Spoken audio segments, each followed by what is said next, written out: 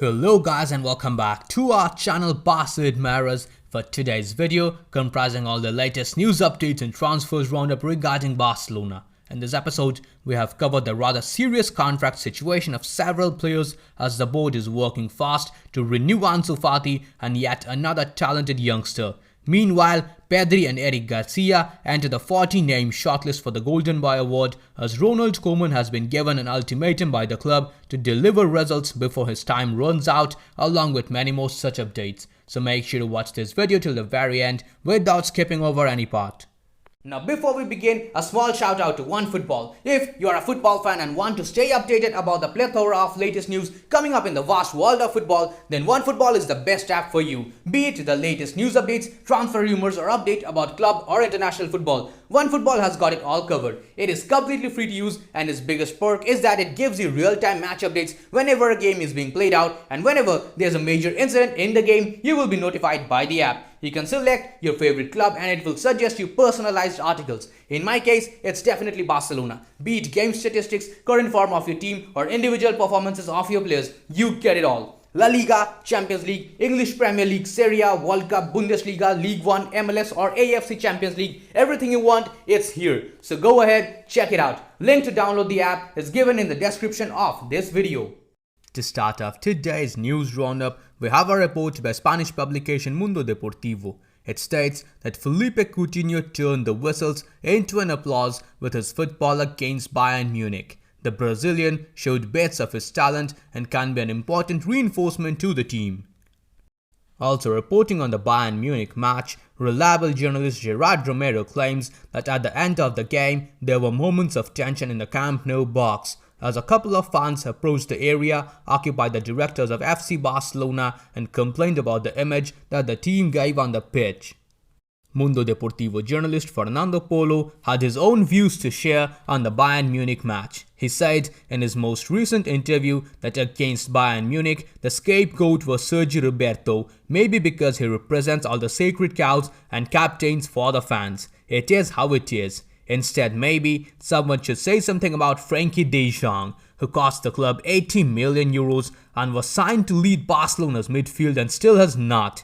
He did not appear in the big matches like El Clásico and Paris, or against Bayern, Juventus or Atletico. Maybe it's his turn to turn up or he will receive criticism from the fans.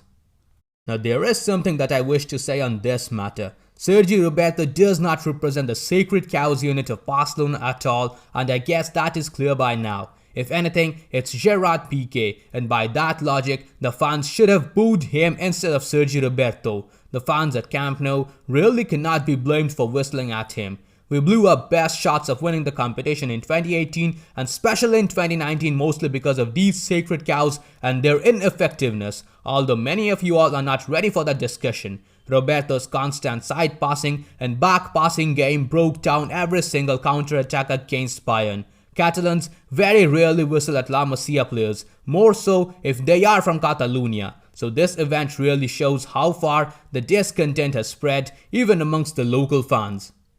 As for the accusations made against Frenkie de Jong, he had to drop down and track back every time the ball went through the last line. He is essentially the anchor in a 5-3-2 system because Sergio Busquets operates up front, trying to bridge the gap between the midfield and the attack, which very much restricts Frenkie's movement. That's exactly what he was doing against Bayern, and that's also the reason why Frenkie was not being able to participate much in the attack. Blaming him for the loss is basically saying that you're brain dead without actually saying that you're brain dead. The report also states that Sergio Aguero faces the final stretch of his recovery. His feelings are very good and he could play his first match at the end of October. Moving on to the next news update, ESPN journalist Moises Llorens claims that Ansufati is recovering at a great pace now. He could be ready for the game against Atletico Madrid on the 2nd of October. Ousmane Dembélé will also join the group in 2 to 4 weeks. According to the report of top-tier journalist Sergi Solé, Dr. Noronha, the Barca medical team and the physios confirmed that Ansu's recovery is going perfectly well after visiting him today. He will not be rushed back against Granada but is expected to make his return by the Cadiz or the Levante game. Spanish news outlet Mundo Deportivo reports that at an informal dinner, his agent Jorge Mendes explained to Ansufati the delicate financial situation of the club and that he will have to adapt his salary to it. The player and his family understand it and want to succeed at the Camp Nou. News outlet Cadena SER also reports that Ansufati has told Jorge Mendes and the club that his absolute priority is to continue at Barcelona.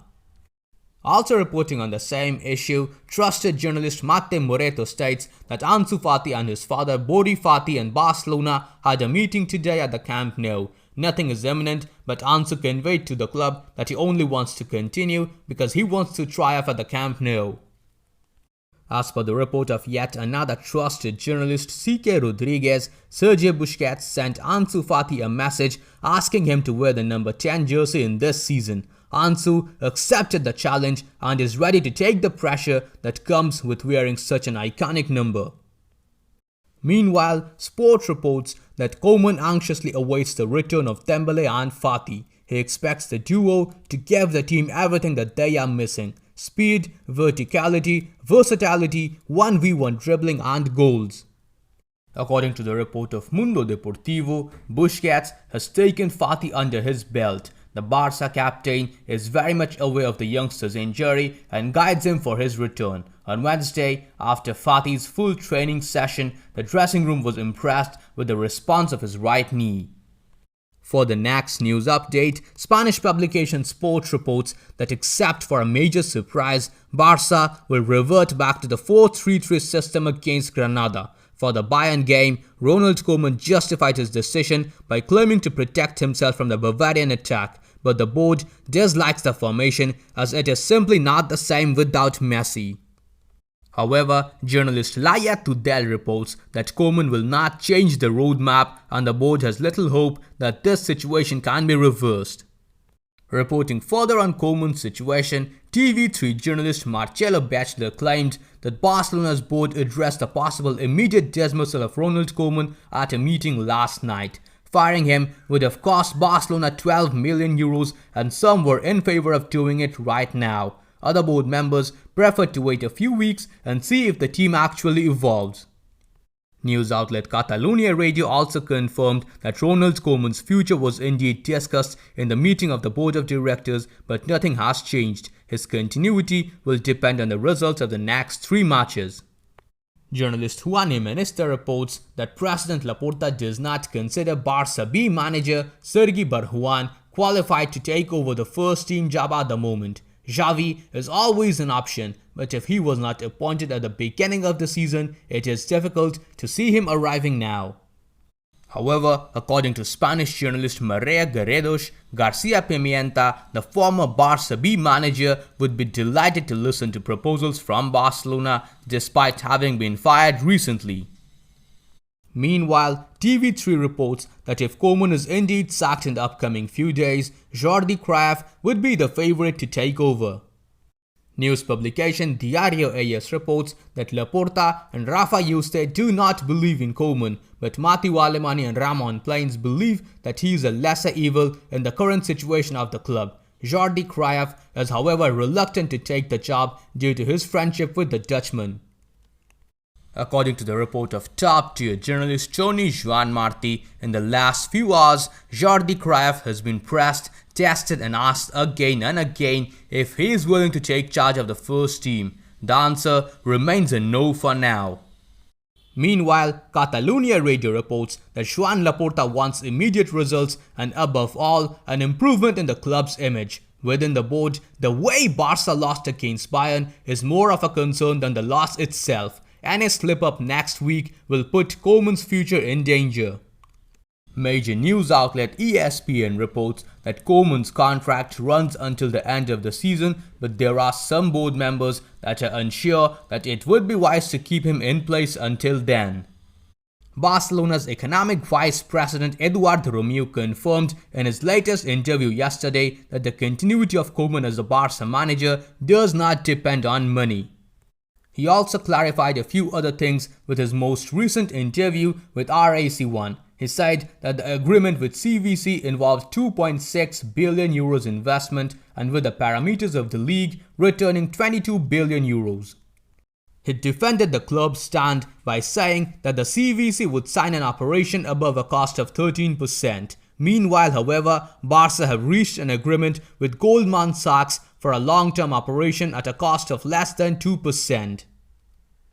He also said that to renew Lionel Messi, economically, the situation was saved as long as they agreed to sign the agreement with CVC, which they did not. Going back to the possible list of managerial replacements, journalist Kami Mudara reports that Barcelona like former Granada manager Diego Martinez a lot. For the next news update, we have official confirmation by the club that Martin Braithwaite has been successfully operated for an injury on his left knee. Top-tier journalist Xavi Miquel reports that Braithwaite was operated on by Dr. Monlau, the same one who operated on Coutinho on the meniscus. He is expected to be out for 4 months, and that means no football for him anymore in 2021. Up next, we have some great news as Pedri Gonzalez and Eric Garcia are among the 40 finalists to win this year's Golden Boy Award. As per the report of Mundo Deportivo journalist Javi Gascon, Pedri is still the favorite to win the Golden Boy Award to succeed Erling Haaland. The final shortlist of 20 players will be released in October by Tutto Sport. Musiala or Jude Bellingham can still overtake him. Next up, we have some great news as ESPN reports that Barcelona are working on the renewal of Ronald Araujo for the next 5 seasons. The club and the player's agent have already held some conversations during the summer. For the next news update, we have yet another official confirmation as the board of directors of Barcelona has approved the closure of the financial year of the 2020-2021 season with net losses of 481 million euros. An operating income budget for the 21-22 season of 765 million euros has also been approved. The board of directors has now agreed to hold the next General Assembly of Commitment members on the weekend of October 16th and 17th. Moreover, Barca will present the results of the audit under the courtesy of Ferran Reverte publicly in a presentation on the 6th of October.